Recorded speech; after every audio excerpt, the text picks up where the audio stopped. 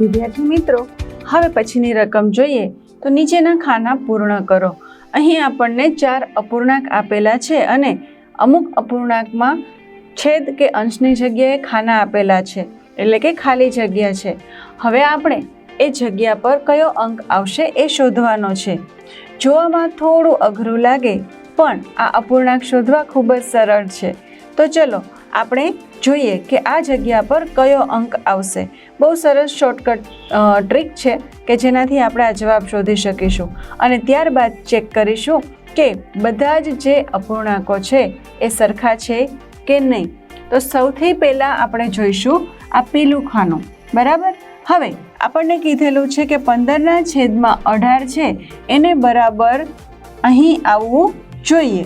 તો સૌથી પહેલાં આપણે એવું કરીશું કે 15/18 છે એનું અતિ સંક્ષિપ્ત રૂપ શોધી લઈએ. તો હું અહીં લખીશ 15/18.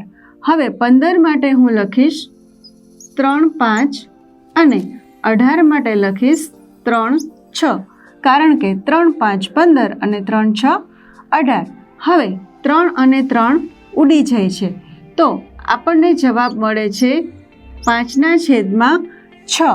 હવે આ બધા બરાબર સાથે છે, એનો મતલબ કે બધા જ જે અપૂર્ણાંક છે એની કિંમત સરખી જ છે. એનો મતલબ કે 5/6 છે એ આ બધાનું સંક્ષિપ્ત રૂપ છે. તો સૌથી પહેલાં આપણે આ ખાના માટે જોઈએ.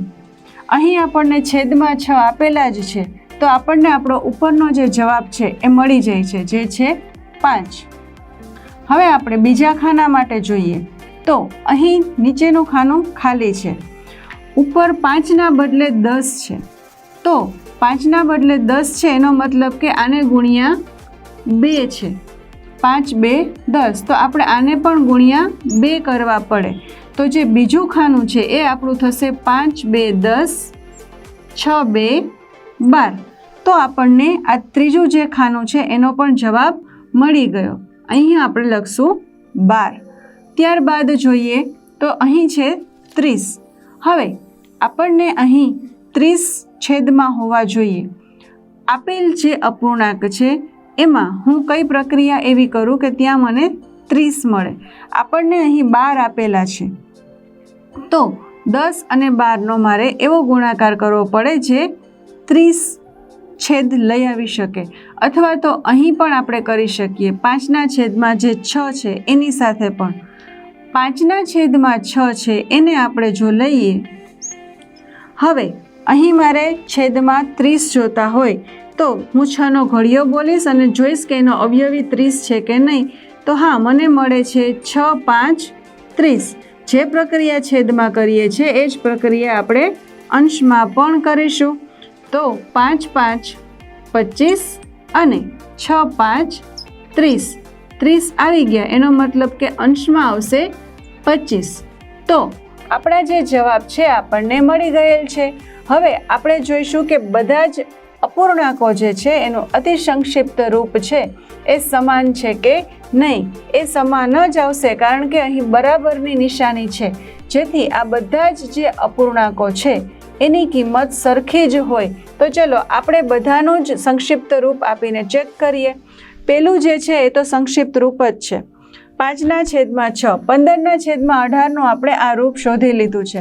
હવે 10/12 એના માટે જોઈએ તો 10 એટલે 5 2 અને 12 એટલે 6 2. 2 2 ઉડી જાય છે તો આપણો જવાબ આવી જાય છે 5/6. અહીં પણ એ જ થશે.